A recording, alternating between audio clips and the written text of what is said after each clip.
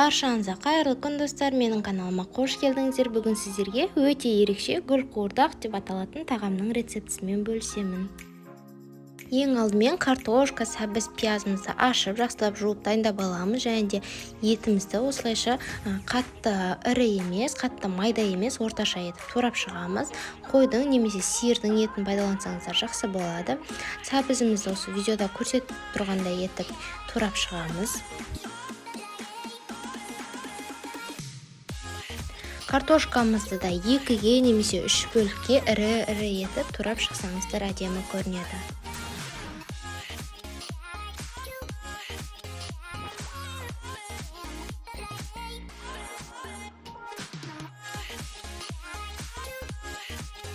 Пиязымызды да 2-ге бөліп, кольцо етіп турап шығамыз. Енді қамырымызды дайындап аламыз. Ол үшін 100 грамм суымызға 1 шай қасық тұз салып кішкене араластырып жібереміз. Оның үстінен 1 жұмыртқа саламыз. Менде осындай пиалкада артылған жұмыртқа бар еді. Мен соны қосып жібердім. Үшеуін жақсылап араластырып, тұзы сіңгенше, үстінен керегінше ұнымызды салып, қаттылау емес, орташалау етіп қамыр илеп аламыз.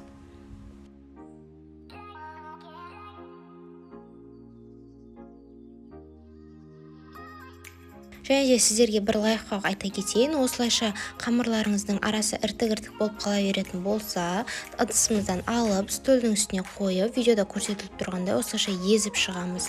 Сонда арасындағы іртіктердің бәрі кетіп қалады. Дайын қамырымызды салфанға салып 10-15 минутқа тындырып қоямыз. 15 минут тұрғаннан кейін қамырды алып жайып бастаймыз. Осылайша бірінші қолдың көмегімен жақсылап езіп шығамыз. Себебі қамырдың дөңгелек болып жаюына әсер етеді.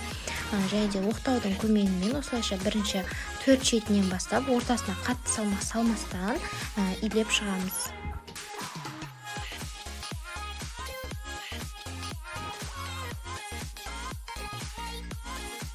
Қамырды барынша жұқа етіп жайғандарыңыз дұрыс болады. Және де ортасына осылайша майды жақсылап жағып шығамыз.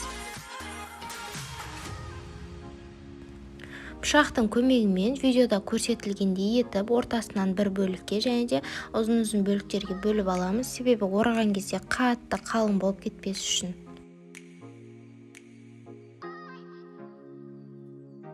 Алдын ала 2-3 штук сәбізімізді майда үккіштен өткізіп алып дайындап қоямыз. Және де осылайша арасына салып шығамыз. Сәбіздің орнына ешнәрсе пайдаланбасаңыздар да болады, немесе көк шөптерді пайдаланып арасына салсаңыздар да дәмі әдемі болады.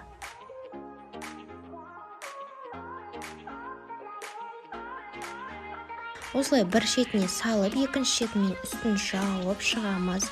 Видеода көрсетілгендей етіп гүл тәріздес етіп орап шығамыз.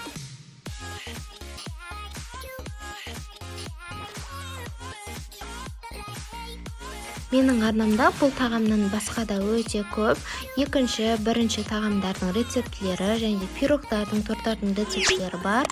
Менің арнама тіркеліп, қоңыраушаны басып қойыңыздар.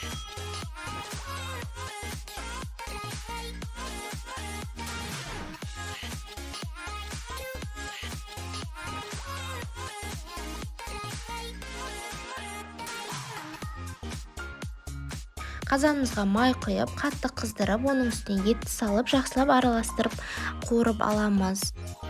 Егерде етім піспей қалады деп күмәнданатын болсаңыздар, етті жақсылап қуырып болғаннан кейін, кішкене жарты бокал су құйып, жарты сағат немесе 40 минутқа бұқтырып қойсаңыздар болады. Мен еттің жақсы пісетінін білемін. Және де келесінде пияз салып, жақсылап пиязды қуырып алып, оның үстінен картошканы салып, 1-2 рет араластырып жібереміз де, сәбізді видеода көрсетілгендей бет-бетіне осылайша қойып шыға саламыз.